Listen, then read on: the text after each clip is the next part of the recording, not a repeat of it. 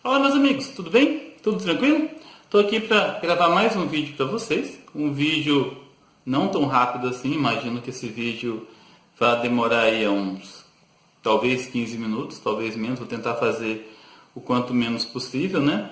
É um vídeo de revisão, mas como eu já tenho esse vídeo gravado de outra maneira, de outra forma, de revisão de outro material no meu canal 1, que é o Herbert Miguel, eu estou gravando nesse canal aqui, que é mais para concursos, né, para vocês terem acesso e não confundirem os vídeos, tá bom? Então, é um assunto que está relacionado ao nosso material de estudos, que vai cair na prova bimestral e serve para vocês estarem refletindo sobre o contexto da economia do continente europeu, tudo bem? Então, bom, no outro vídeo que eu tenho gravado, se vocês quiserem assistir, é muito bom, fala do tipo de agropecuária da Europa, que é intensivo, utiliza muito maquinário, fala das indústrias do continente europeu, fala dos serviços, dos setores bancários, do comércio, extração de minérios, enfim, né, fala das atividades econômicas que são muito intensas, né, no continente europeu. E agora eu vou falar por países, ok? Então eu vou utilizar os slides. Tá, vamos lá então, vamos partir para os slides agora, ok?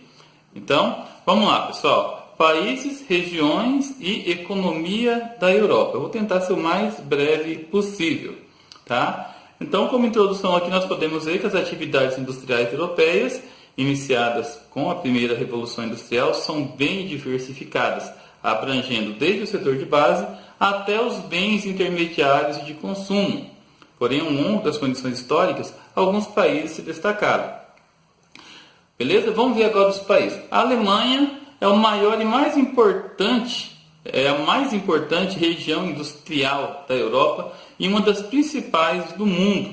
Compreende um mercado de 82,3 milhões de habitantes e 4 eixos industriais. O primeiro eixo é o eixo do Reno-Ruhr, que estende-se do sudoeste da Alemanha até a região de Stuttgart, até o Vale do Ruhr. Compreende as cidades de Bonn, Colônia, Düsseldorf, Dortmund, Essen. Né? É a maior e mais importante região industrial da Europa. Aqui na imagem vocês podem ver, né, o eixo do Reno-Ruhr. Tem também o eixo do norte, que envolve cidades portuárias e tradicionalmente mercantil, como Hannover, Hamburgo, Kiel, Bremen. A região de Munique também é uma importante área industrial, química e mecânica no sul do país. Né? Aqui o eixo do norte, né, o porto de Hamburgo, o maior da Alemanha e o segundo do mundo em movimentação. E aqui uma fábrica de automóveis, né, a fábrica BMW, que se localiza em Munique. E o eixo Berlim-Leipzig-Dresden, que é um aglomerado industrial da antiga Alemanha Oriental, que é a região mais obsoleta da Alemanha, que ainda está em desenvolvimento, que é essa região que vocês estão vendo aí na imagem. Tá? Aqui nós temos a Alemanha, na região de Hannover, Hamburgo, Frankfurt e assim por diante. Ok? E aqui as principais marcas francesas, né, de automóveis, de farmacêuticas, de cervejas, de embutidos, somente de linguiças. Ok? Vamos falar agora do Reino Unido, pessoal. O Reino Unido foi o berço da industrialização mundial. Contém algumas das maiores indústrias transnacionais do mundo, com destaque para petroquímica, têxtil, farmacêutica e de alimentos. Aqui eu tenho uma imagem do Reino Unido, tá? Então, olha só, o Reino Unido, ele compreende o Reino da Inglaterra, o País de Gales, a Escócia e a Irlanda do Norte, ok? Então, esse aqui é o Reino Unido. Tem alguns eixos industriais na Inglaterra, no Reino Unido, tá? Tem a Bacia de Londrina e do Sudeste, que reúne uma vasta gama de indústria, destacando-se a química, a têxtil, mecânica. Midlands, a noroeste, concentra quase 3 portos de indústria, sobretudo no ramo de indústria. Né? Destaque para a construção naval, siderúrgica. Destaque para a cidade de Liverpool, Barroom, Manchester, Birmingham, Nottingham e Leeds. E também, pessoal, a questão dos carvões, né? As bacias carboníferas, que é muito comum nessa região. Vamos falar agora da Itália, pessoal. A indústria italiana está concentrada quase totalmente no norte do país, no Vale do Rio Pó. Desculpa aqui o erro de digitação, tá? No Vale do Rio Pó. Essa região concentra 66% da mão de obra industrial, 70% da indústria química e 80% da indústria mecânica, além de gerar 90% de toda a energia. E na Itália nós temos o destaque, ó, Milão é o centro industrial e financeiro mais importante da Itália e um dos mais importantes da União Europeia. Aqui, ó, Milão, ok? Turim destaca-se por concentrar a indústria mecânica e automobilística, né? É a sede da fábrica da Fiat. Fiat quer dizer fábrica de automóveis de Turim. E Gênova é o mais importante porto italiano, recebendo matérias-primas escassas no país e abrigando o importante setor da construção naval. Vamos falar agora da França, segundo país da Europa e do mundo a realizar a modernização industrial. Possui grande carência de energia elétrica, por isso utiliza muitas fontes atômicas. Aqui são os principais eixos industriais da França, ok? E aqui é uma imagem mostrando esses eixos industriais, os 4 eixos industriais. A bacia parisiense, principal e mais completa área industrial da França, destaque para os ramos automobilísticos, químicos, farmacêuticos, aeronáuticos, têxtil, petroquímico, e aonde se localizam os principais tecnopolos, né? Uma imagem da bacia parisiense. A região de Lyon, né, que se destacam as indústrias de alta tecnologia, aeronáutica, mecânica, alumínio, automobilística. A região da Alsácia-Lorena, né, tradicional região siderúrgica. A região do Norte, tradicional região têxtil. A região do Sul, né, com destaque para as indústrias de alumínio, com destaque para Toulouse, Bordeaux, Bayonne, Marsella, Nice, né? Destaque aí para construção naval, aeronáutica e assim por diante. E aqui as principais indústrias, né, transnacionais francesa. Eu vou destacar aqui a Michelin, a L'Oréal, né? Eu vou destacar aqui os vinhos, que a França é a maior produtora do mundo de vinhos. Marcas automobilísticas como a Peugeot, Citroën, Renault, né, Chanel. E aqui, pessoal, nós temos um mapa da Europa e as suas regiões, né? Aqui nós temos a região da Escandinávia, dos países nórdicos, né? Vamos falar sobre ele já já.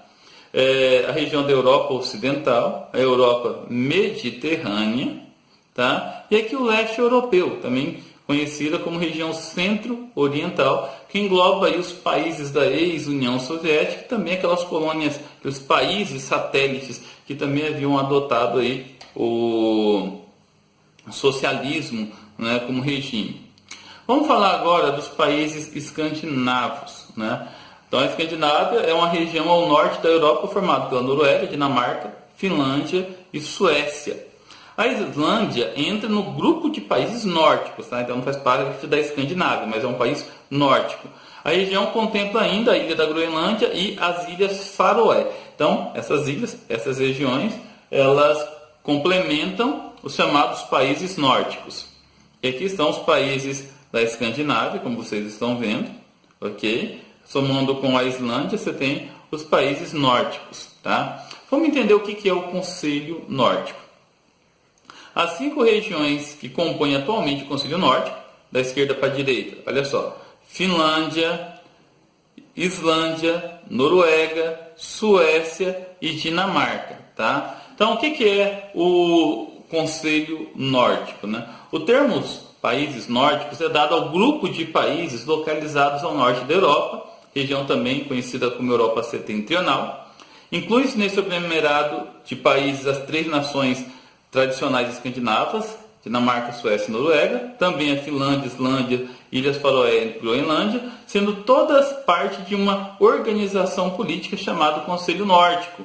Todos os membros do grupo possuem uma cooperação interparlamentar, onde decide algumas leis de seus países em conjunto. Então, o Conselho Nórdico nada mais é que um conselho, uma organização política que toma medidas para melhorar a vida dentro desses países, ok? A economia, pessoal. Os países escandinavos destacam-se na exploração mineral, principalmente do petróleo e da extração vegetal, através de grande área coberta pela floresta de coníferas, por taiga. Recentemente, a região notabilizou-se no setor tecnológico, como de telecomunicações, e pelo volvismo, linha de produção fordista, a partir da década de 1970. E aqui nós temos, né, modelos da fábrica da Volvo e aqui da Nokia. Né? A Volvo, uma transnacional sueca, e a Nokia, transnacional finlandesa, as duas com filiais espalhadas pelo mundo todo. Aqui, pessoal, um resuminho da característica desses países. Né? Suécia, a capital é Estocolmo, uma área de 450 mil km², uma população de pouco mais de 9,8 milhões e com um PIB de 571 bilhões. Noruega, capital Oslo, uma área pouco maior de 385 mil km², uma população de pouco mais de 5 milhões, né? E um PIB de 500 bilhões de dólares. A Dinamarca, capital Copenhague, uma área muito pequena, né? 42,9 mil km², muito pequena mesmo, né? Se fazer a comparação, Mato Grosso, 903 mil km², né? Uma população um pouco maior do que 5 milhões de habitantes e um PIB de 272 bilhões.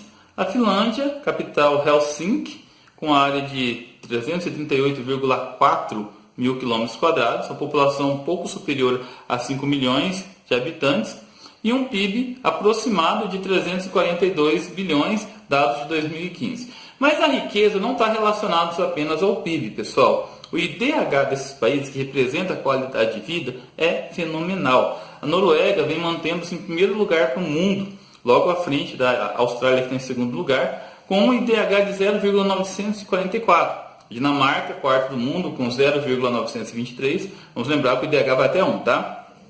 Suécia, com 0,907 é o 14º do mundo. A Finlândia é o 24º do mundo. E aqui eu fiz uma comparação deles com o Brasil.